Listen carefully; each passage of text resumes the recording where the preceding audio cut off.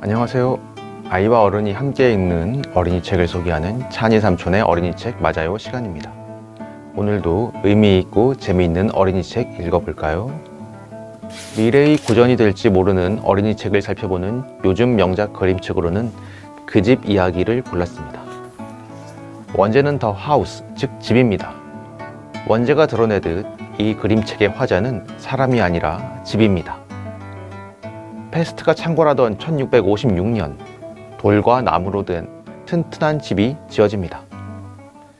사람이 살다가 떠난 후 오랫동안 버려졌던 이 집은 20세기 초반에 이르러 버섯과 밤을 따던 아이들에 의해 발견됩니다.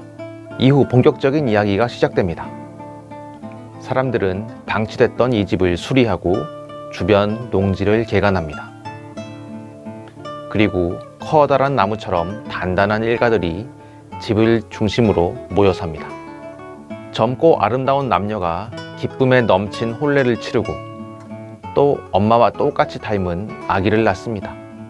하지만 순수한 기쁨의 시절은 짧습니다.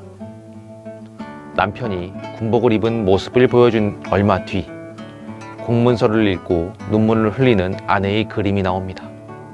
얼어붙은 마음처럼 집에는 눈이 가득 쌓였습니다. 하지만 아이들은 자라고 또 자랍니다. 집은 다시 활력을 찾습니다. 하지만 두 번째 전쟁은 더 끔찍했습니다. 사람들의 몸과 마음은 더 크게 다칩니다. 그림 곳곳에 퍼진 사람들의 얼굴은 하나같이 공포로 질려 있습니다. 마치 지옥의 불길을 바라보기라도 하는 듯합니다. 영원히 이어질 것 같았던 전쟁은 끝나고 다시 인생은 이어집니다. 아들은 결혼해 집을 떠나고 남은 어머니는 집을 지키다가 결국 저승으로 머나먼 여행을 떠납니다. 시골 마을의 농가에 살려는 사람은 없습니다. 집은 말합니다. 나는 집이지만 누구에게도 집이 되지 못하니 내 운명의 여행길이 끝나가는구나. 가끔 피크닉을 나온 젊은이들, 폭풍 후 들짐승만이 집을 찾습니다. 집에 붙은 돌 조각도 하나 둘씩 떨어져 나갑니다. 집은 이대로 잊혀지는 걸까요? 오래됐지만 튼튼한 집의 시점으로 20세기의 100년을 돌아봅니다. 집은 그대로지만 그 안에 들고 난 사람들의 사연은 수만 가지가 될 겁니다. 집은 그 모든 사연과 사건들을 묵묵히 겪어냅니다. 아마 우리들이 살고 있는 집도 그럴지 모릅니다. 다만 한국에는 100년이고 200년이고 갈 만큼 오래 한자리에 있는 집들이 없을 따름이죠. 마치 르네상스 화가 브리겔의 그림을 보는 듯 세밀하면서도 독특한 구도의 그림이 인상적입니다.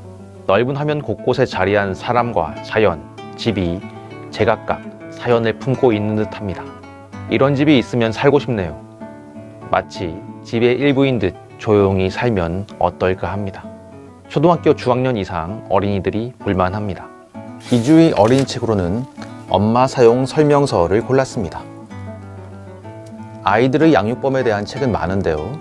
이 책은 반대로 어린이 입장에서 엄마를 다루는 방법을 설명합니다.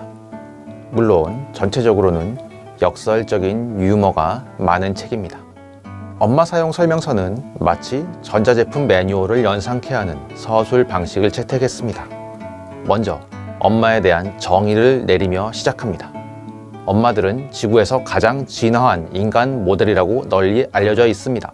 엄마들은 초인간적인 에너지, 힘, 끈기, 창의력이 있습니다 라는 설명입니다. 하지만 그런 엄마를 사용하는 데에도 몇 가지 주의를 기울일 점이 있습니다. 엄마의 일상적인 요구 조건은 잠, 밥, 운, 물, 즉 잠자기, 밥 먹기, 운동하기, 물 마시기입니다. 충분히 잠을 자지 못한 엄마는 코코아 가루나 날달걀 하나로 도시락을 싸는 등의 이상 행동을 보일 수 있기 때문에 주의해야 합니다. 엄마는 일주일에 3번은 근력 운동을 시켜야 하는데요. 신발이나 숙제를 찾으려고 소파를 들어올리는 건 근력 운동에 속하지 않는다고 해요. 엄마들은 알아서 잘 입기 모드가 있어서 따로 옷을 입힐 필요는 없지만 옷에 대해 이러쿵저러쿵 말하는 건 주의해야 합니다.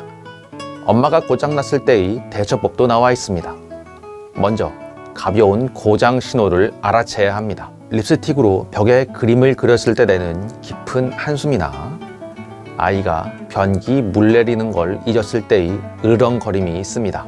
작동 불량 엄마를 마주치면 뛰지 말고 차분하고 단조로운 목소리로 복종한다는 뜻을 나타내고 엄마의 시선을 피해야 한다고 합니다. 그래도 작동 불량 상태가 멈추지 않는다면 갑작스러운 노래와 율동을 하면 됩니다. 엄마는 미소 짓다가 눈물 흘리다가 성공적으로 리셋된다고 합니다.